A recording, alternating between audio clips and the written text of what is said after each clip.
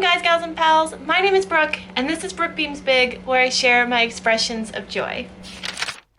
Today is Thursday, March 9th. It's about noon, and I am continuing my romances by Black authors reading vlogs so that I can finish out Alyssa Cole's Reluctant Royals series. Since we last spoke, I have finished Once Ghosted, Twice Shy, which is a novella in the series.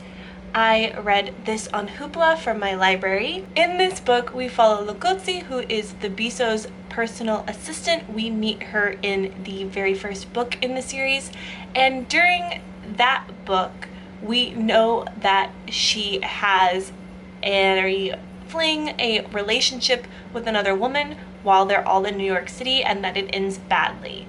This takes place about 8 months later, and Lakotsi is back in New York City with the Biso and Naledi because Naledi is finishing up school, so they're all living there, and she runs back into this woman who she had a prior poorly ended relationship with, whose name is Fabiola, or Fab. This book takes place mostly over the course of one day as Lakotsi and Fab reconnect, and Fab tells Lakotsi why she cut off their relationship so abruptly the previous time.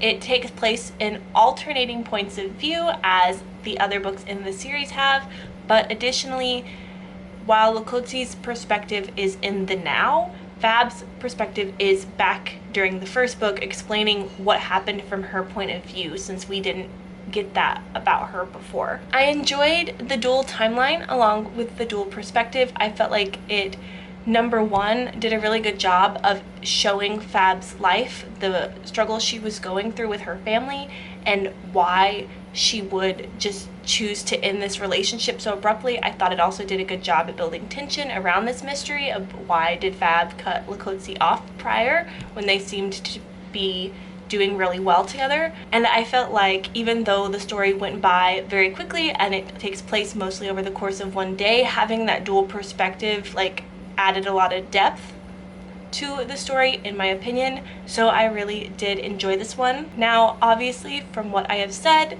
this novella is a sapphic romance. Both of the main characters are women. Now, Lakotsi, I believe, is a lesbian. If I remember correctly, in other books, it is mentioned that she only dates women. She doesn't date men. If I remember correctly, it is mentioned in other books that she only dates women and not men. Fab, on the other hand, would fall on the bisexual spectrum because she mentions that she has dated men and women previously, although she doesn't actually express a label. So she could identify as pansexual or just generally queer. We don't know, but she likes multiple kinds of people. As I've said in previous videos in this series, bisexual representation or multi-gender attracted representation is really important to me as a bisexual woman, so I enjoyed seeing that here. Even though it's not a big part of their story, it's more in the background.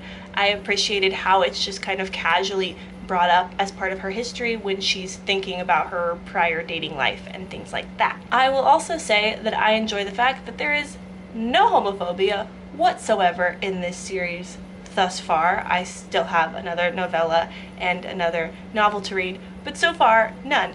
Lakotsi obviously appears in other books. Obviously, people know that she is into women. No one makes a big deal about it. They do mention that, there are certain families who are trying to hook their daughters up with her because she is advisor to the prince and future king, which I thought was really interesting. So obviously no one really gives a shit that she likes men instead of women, which is great for this kind of story where you just want that happily ever after. You just want those good vibes. In some ways, I appreciate that even more in this series because Alyssa Cole does not shy away from tough issues. Even in this short book, she addresses immigration and deportation. So the fact that she doesn't make a big deal about sexuality in this series is its own sort of addressing of the need for queer joy. And I think it also shows how she really focuses in on what issues she wants to highlight and doesn't try to cram too many things into one book, which can be an issue. The next book I will be reading is Can't Escape Love, which is another novella. This one focuses on Reggie, who is Portia's sister, and follows a storyline that Reggie sort of brings up in A Duke by Default. So I'm excited to get to this one. I read Once Ghosted, Twice Shy pretty quickly when I was actually reading it. I just haven't taken a lot of time to read in the last couple days. So ideally I would finish this, or at least most of it, today, but I do have quite a lot of other things I need to get done. I'm trying to get in some job applications, I'm trying to update my budget, I need to work on editing last week's vlog, which is usually already done by now, but I posted a different video on Tuesday instead of the vlog, so I put off editing the vlog, and I still just really need to like do some goal brainstorming. So there's a lot of things on the plate today, but I'm hoping to put this in somewhere because I am really enjoying reading this series and I want to finish it by the end of Sunday. But that's my day planned, and I will be back to let you know how it goes. So it's now about 9 p.m. I did submit 10 job applications today, which was my big goal, so I'm really excited about that. And I have read the first 2 you can't see it, chapters of Can't Escape Love, and I kind of wanted to share some thoughts. As I mentioned earlier, in this novella we follow Reggie, who is Portia's twin sister. Portia was the heroine of the second novel in the series. Reggie's life is very different from Portia's. She has herself much more together. She had a career at their parents' company, and now she is focusing on her online social media empire. She has this very successful website, Girls with Glasses, that she has built up, and she has decided to quit her parents' company to really focus on this endeavor and make it something big. She is also disabled. When they were in high school, Reggie suffered from a very bad brain virus, which left her immobile and unable to talk, and she had to relearn a lot of basic functions. So she is now wheelchair bound. They do say that she can get up and walk with the assistance of a walker, but she mostly uses the wheelchair, probably because it's very hard for her to walk and very fatiguing. So the plot of this novella is that Reggie's working really hard on something for her website, trying to take it to the next level, and she is experiencing bad insomnia, which seems to have occurred to her before. However, prior, she would listen to reruns of this stream from the streamer she used to watch, whose voice like soothed her to sleep. But now he has deleted all of his videos, they don't exist, and she doesn't have access to them anymore.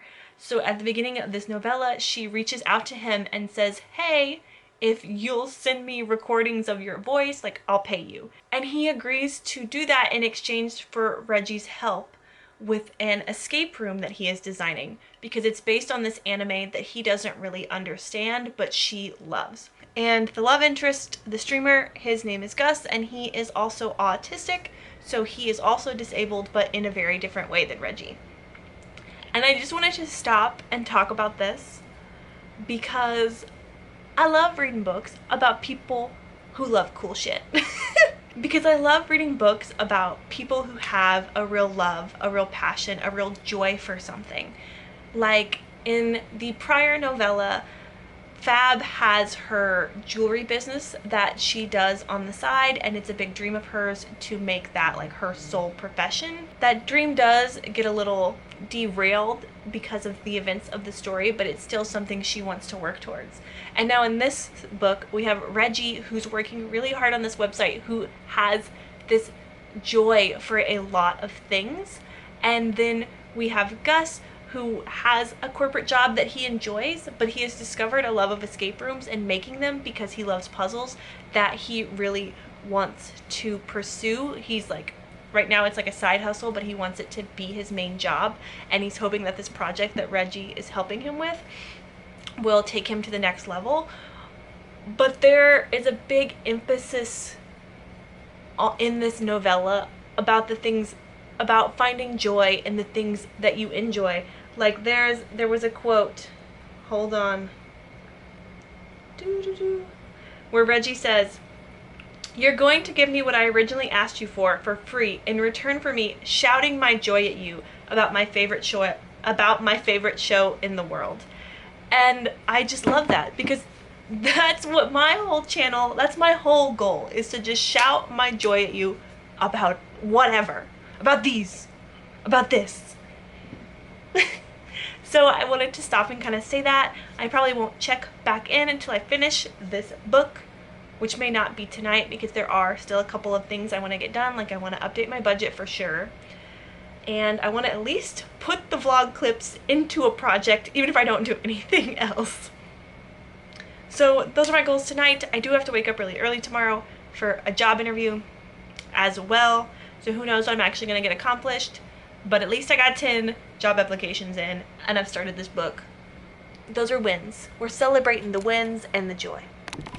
Okay, I'm in the middle of chapter 4 now, but I just had to get on here because Reggie just said that she loves Aquacorn Cove, that she's an Aquacorn Cove stan. That's hard to say fast. And I'm so excited because I love Katie O'Neill's graphic novels. And I just had to say that. Okay, bye. Today is Saturday, March 11th. Friday was a weird day, but two things happened. One, I got a job offer at an interview, and two, I finished Can't Escape Love by Alyssa Cole, the second novella in the Reluctant Royal series. Now, the things I was loving about the novella that I've talked about already continued on throughout the book, so I won't go into all that. I will say the back little bit of the novella really focused on, number one, confirming the relationship, as a romance does, and number two, the carryover timeline between this book and A Duke by Default, which has me thinking about the timeline of these books. When I was trying to decide what order I should read them in, I just went with the order that Alyssa Cole has on her website, which I think is the publication order. But I was trying to think about the actual timeline. So obviously A Princess in Theory comes before A Duke by Default as the first main two novels of the series. And Once Ghosted, Twice Shy definitely comes after A Princess in Theory, but I think timeline-wise, it's also after A Duke by Default, because there's 8 months between A Princess in Theory and Once Ghosted, Twice Shy, and I think Portia's book, if I'm remembering seasons correctly, that's what I need to double check, because Princess in Theory takes place in like early spring time, and I think A Duke by Default happens in the summer, but it could also be like the summer of the next year, but I think it's pretty close afterwards because Portia's still just beginning her project New Portia, which she is working on after the events that happened at the end of A Princess in Theory. So I feel like it should be A Princess in Theory, A Duke by Default, and then Can't Escape Love is happening at the same time as A Duke by Default, just from Reggie's perspective, what's going on with her at home. I wondered about that, if it was going to be like that, because when I was reading A Duke by Default, there are like little snatches where Reggie mentions her friend, and I knew one of the novellas was about her, so I thought maybe it was like the same time, which it is. And then Once Ghosted, Twice Shy takes place after those in the following January. But also I think it might just be good to like read A Princess in Theory, read Once Ghosted, Twice Shy, because those characters go together and those storylines go together. And Portia isn't mentioned at all in Once Ghosted, Twice Shy, which makes total sense because Lakotsi isn't really like friends with her or really interacts with her, so her actions don't really affect her that much. So it would be normal that she didn't mention her. And then you could read A Duke by Default and Can't Escape Love together, and then the final book. Those are just some thoughts I have. I don't really think it super matters. We probably don't need to look at continuity that in depth in a romance series, but my comic brain always likes to figure that kind of thing out. Speaking of getting a job offer, I'm supposed to start Monday, which means one of my goals for this weekend before I start work again is to finish up this series, and all I have left is A Prince on Paper, so I'm going to try to knock this out today and tomorrow. Today, Max and I are going to a birthday dinner for our friend. I think we're leaving about 6, a little before 6, and right now it's about 11:30, somewhere in there. So I have about 5 hours to see how far I can get into this. Like I said in my last video, when I went to the library and picked these up, this is a large print edition of this book because that's the only copy I could find physically from a library close to me.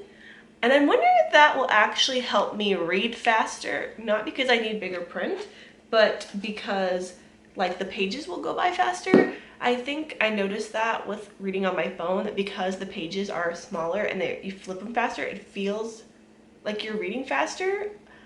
That may be a weird psychological thing, but I'm wondering if that could be part of reading this book as well, so maybe I'll get through it kind of fast.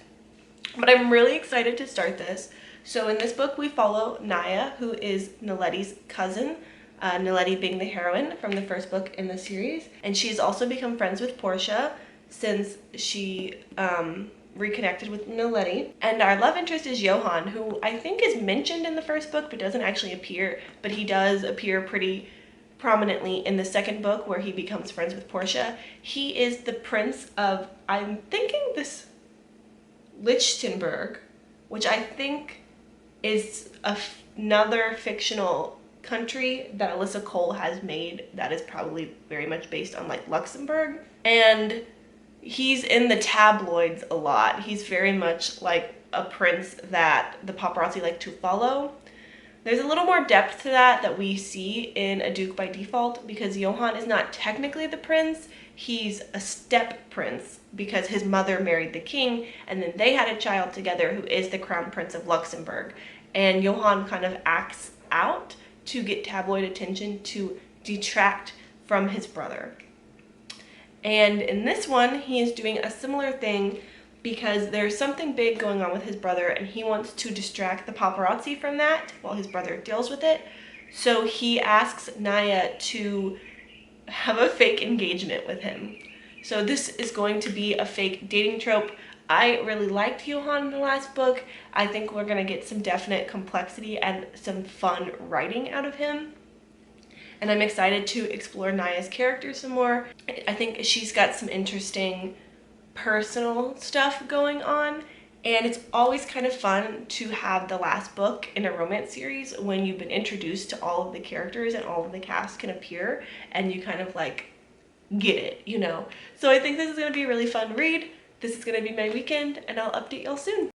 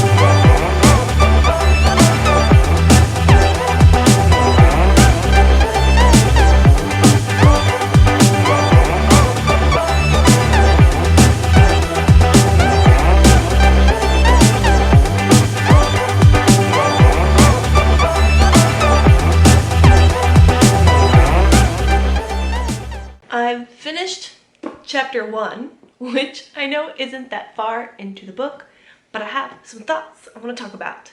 Number 1, we are definitely getting that like all the cast together moment in this book. which we don't always get in romance series. Usually it's just like some references, but we are getting it here because Naledi and Thabiso are getting married, the couple from the first book. So everyone is coming together to go to this wedding. So I'm excited to see how that's gonna play in this book. Number 2, we have an interesting heroine, at least in the series of books, romance books that I have been reading lately, because Naya doesn't have a lot of romantic or sexual experience, unlike the other heroines that I've read. She does say that she's gone on dates when she was in New York, but Johan has just like accidentally snuggled her because she got into a bed that she didn't know he was in on the airplane. And she talks about how like this is the first time that like a man has ever held her, and how that's like a really big important moment for her.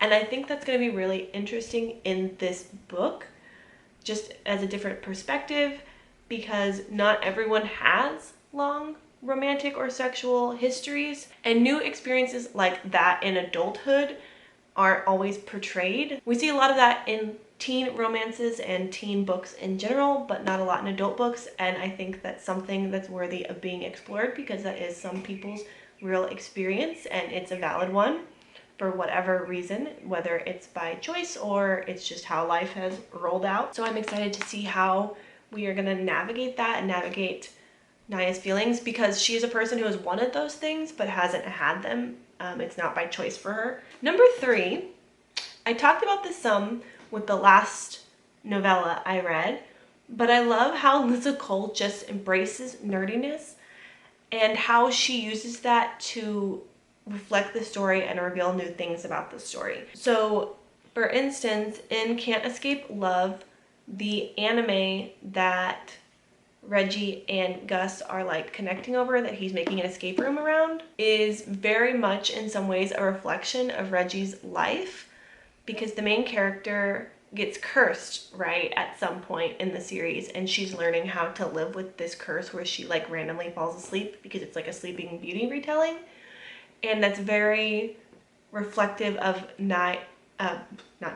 Reggie, and how she feels about having had meningitis that left her disabled, and how that changed her life at some point and how she had to learn to live with it. I thought that was really good. And there is also a storyline with twin sisters in that anime that is very reflective of Reggie and Portia's relationship and them having to like work through their problems, and it gives a new perspective on the things that are going on in Reggie's life that she's dealing with, and shows like how much those things mean to her, and the fact that this media means so much to her.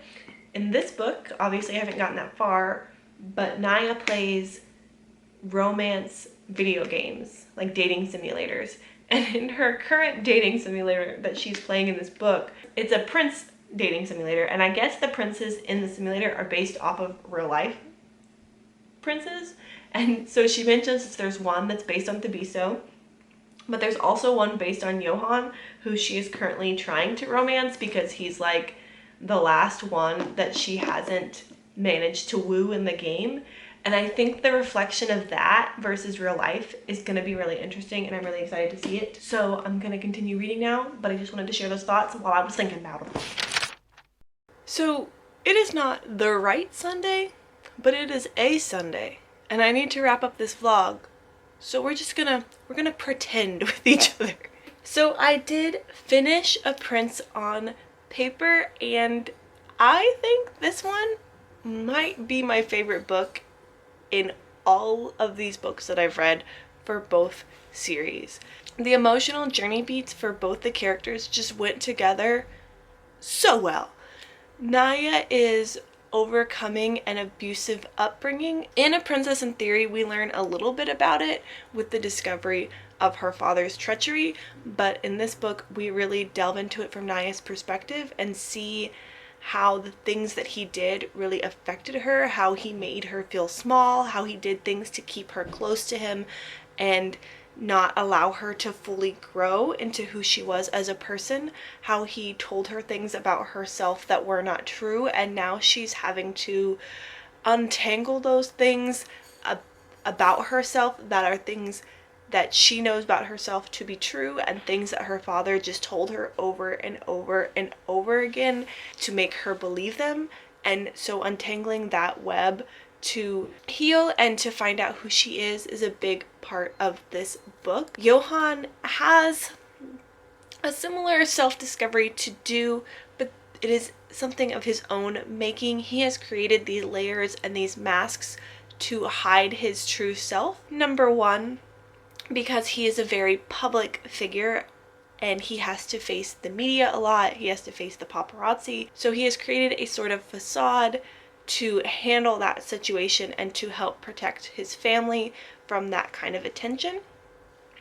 But there's also definitely grappling with the blowback of toxic masculinity, because he started learning to do this as a child who was a very sensitive little boy who other boys made fun of for his sensitive tendencies and for his outsider status as someone who became a royal because his mother married him into a royal family and not because he was born one. And dealing with how other boys saw him and how to put up another facade so that they wouldn't tease him mercilessly and that they would like him and accept him. And he's been doing this for so long that he is no longer able to recognize the pitfalls of that and is sometimes giving up parts of himself in order to maintain these masks, these illusions.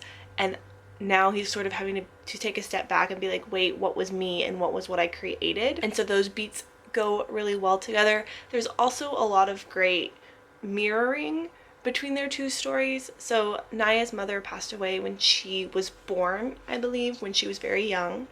So she doesn't have a mother. Johan's mother passed away when he was like a early teenager, somewhere around in there. So their relationships are obviously different with their moms because Johan knew his mother and Naya did not. But both of those things affected their lives in big ways.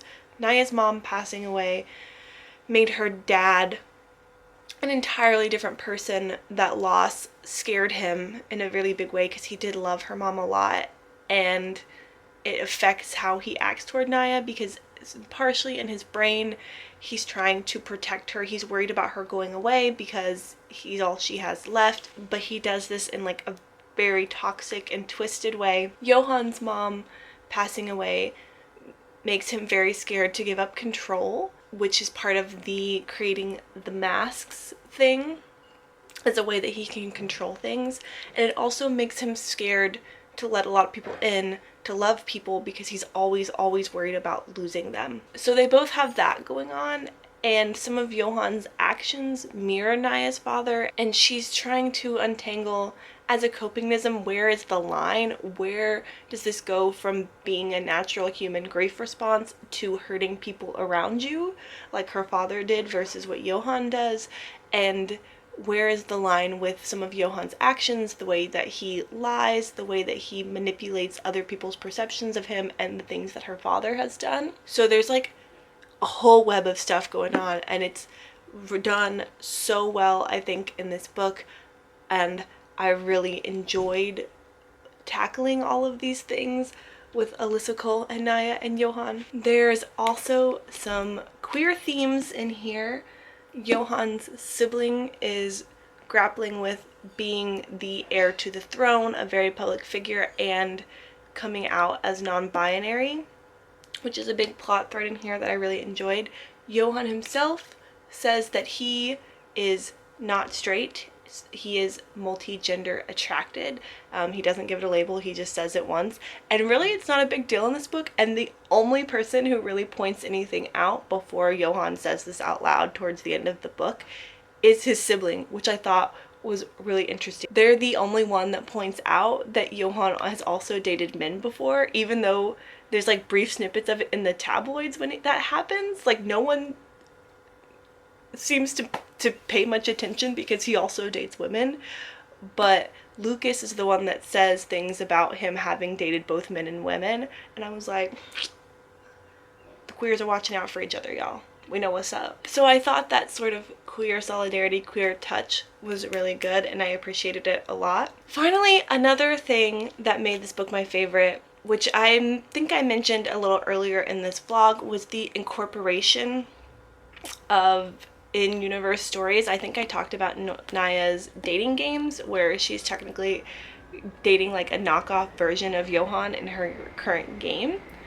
There is also a fairy tale from the solo culture that plays a role in here that reflects what is going on in the story. And while Alyssa Cole has done things like this in her past books, this book does a really great job of incorporating these things, because every chapter starts with a little snippet of either the dating game for Naya, or with Johan at the beginning of the book it's like paparazzi media articles, and then towards the end of the book it is snippets of that fairy tale that they have been referencing throughout the book. I really enjoy books with a sort of mixed media element, where we get scraps of other things from the world, whether it's, you know, other pieces of writing, other pieces of art, things like that. I like the way it like creates this sort of puzzle that you have to put together and creates like an extra layer of depth. Really enjoyed that in this one. I think the final book in this series did that superbly well. This book gave me that post-read drunk kind of feeling where you just want to be back in the world. I think Alyssa Cole has started another series that is in this world, because I think Shanti, who is a character that we see in the first book and she shows up again in this book, is the main character of the first book in that series. So at some point I'm gonna have to pick that up. I don't know when, but I'm excited. I definitely need to be picking myself up my own copies of this series at some point, so I can re-enter this world and go back to these characters whenever I want. But I really enjoyed this one, y'all. So that's all I have for this vlog. That's all I have for this series. I hope you've enjoyed it. I hope if you've seen this video and not the rest, that you can go back and watch them. We've got some new things coming up in the future. Watch out for that. Until then, thanks for joining me on this journey. Like this video if I made you smile, and if you're up to it, comment something that made you happy today, yesterday, or even just this week. I would love to celebrate it with you. That's the end, friends. Sending you off with love. Goodbye!